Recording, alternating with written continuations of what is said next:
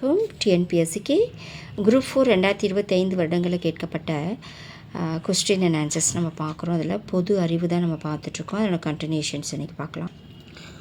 கூற்று: அரசு புறம்போக்கு நிலங்களை தாழ்த்தப்பட்ட சமூகத்திற்கு வழங்குவதன் வாயிலாக அரசு நிதி வருவாயினை பெருக்கிக் கொள்ளலாம் என்கிற 1892 ஆண்டை த்ரமென்ஹீர் அறிக்கையினை ஏற்றுக்கொண்டது.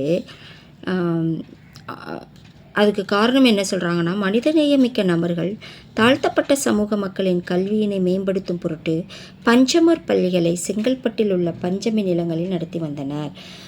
காரணம் கூற்று சொல்லியிருக்காங்க. இதில் எது கரெக்டான ஆன்சர்ஸ்ன்னு பார்ப்போம். ஏ சரி, ஆர் தவறு. ஆன்சர் ஏ தான் கரெக்டு. அடுத்து இங்கே என்ன சொல்லியிருக்காங்க, சரியான இணையை கண்டறிக. நியூ இந்தியா, தேசபக்தன், நவசக்தி, தி இந்து. அதெல்லாம் யார் ஆசிரியர்னு கொடுத்துருக்காங்க? பாரதியார், வாவி சுப்பிரமணியன், திருவி கல்யாண சுந்தரனார், ஜி சுப்பிரமணியம். இதுக்கான ஆன்சர் பார்த்திங்கன்னா பி தான் சரி.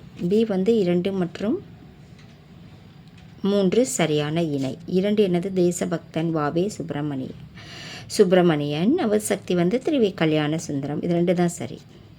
2 மற்றும் 3. ஓகே. ஐஎஸ்ஆர்ஓவால் ஜிஎஸ்எல்வி F-15 ராக்கெட் ஏவப்பட்ட தினம் என்னன்னு கேட்குறாங்க. ஏவப்பட்ட தினம் ஏதான், ஜனவரி 29, 2025. ஆன்சர் ஏ தான் சரி. அடுத்து கீழ்கண்டவற்றை பொறுத்துகன்னு சொல்லியிருக்காங்க. சட்டத்தின் பெயர் ஏற்றப்பட்ட ஆண்டு: நுகர்வோர் பாதுகாப்பு விதிகள், மருந்து கட்டுப்பாட்டு சட்டம், ஏகபோக மற்றும் கட்டுப்பாட்டு வர்த்தக நடைமுறைகள் சட்டம், பொருட்கள் விற்பனை சட்டம். அதுக்கான இயர் கொடுத்துருக்காங்க. 1930, 1987, 1950, 1969. ஸோ இதற்கான ஆன்சர் பார்த்திங்கன்னா கீழே கொடுத்துருக்காங்க. ஏ தான் கரெக்டு. 2, 3, 4, 1. நுகர்வோர் பாதுகாப்பு சட்ட விதிகள் 1987, மருத்துவ கட்டுப்பாடு சட்டம் 1950, ஏகபோக மற்றும் கட்டுப்பாட்டு வர்த்தக நடைமுறைகள் சட்டம் 1969, பொருட்கள் விற்பனை சட்டம் 1930. ஸோ ஆன்சர் ஸோ இதெல்லாமே உங்களுக்கு மேக்ஸ் தான் கொடுத்துருக்காங்க.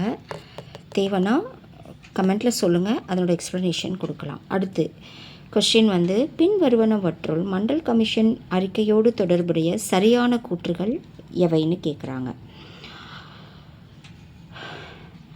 என்ன கொடுத்துருக்காங்க? இந்த ஆணையமானது சமூகம், கல்வி மற்றும் பொருளாதாரம் என்ற 3 குறிகாட்டிகளை பயன்படுத்தியுள்ளது. சமூக குறிகாட்டியில் 5 அளவுகோல்களும் மற்றும் கல்வி குறிகாட்டியில் 2 அளவுகோல்களும் பயன்படுத்தப்பெற்றன. பொருளாதார குறிகாட்டில் 4 அளவுகோல் பயன்படுத்தப்பட்டன. ஆக மொத்தம் 11 அளவுகோல்கள் மண்டல் கமிஷன் அறிக்கையில் பயன்படுத்தப்பட்டுள்ளன. ஸோ இதன் ஆன்சர் கீழே இருக்குது. ஆன்சர் பார்த்திங்கன்னா இதில் பி தான் சரியான ஆன்சர். 1 மற்றும் 3 தான் சரியான கூற்றுகள். என்னென்னா, இந்த ஆணையமானது சமூகம், கல்வி மற்றும் பொருளாதாரம் என்ற 3 குறியீட்டுகளை பயன்படுத்தியுள்ளது. பொருளாதார குறியீட்டில் 4 அளவுகோல்கள் பயன்படுத்தப்பட்டன. ஆக மொத்தம் 11 அளவுகோல்கள் மண்டல் கமிஷன் அறிக்கையில் பயன்படுத்தப்பட்டுள்ளன. ஆன்சர் 1, 3 தான் சரியான கூற்று. ஸோ இந்த வீடியோ கண்டிப்பாக உங்களுக்கு யூஸ்ஃபுல்லாக இருக்கும். உங்கள் ஃப்ரெண்ட்ஸ் யாருக்காவது தேவைன்னா இதை ஷேர் பண்ணுங்கள். மறக்காமல் சப்ஸ்கிரைப் பண்ணி எனக்கு கொஞ்சம் சப்போர்ட் பண்ணுங்கள்.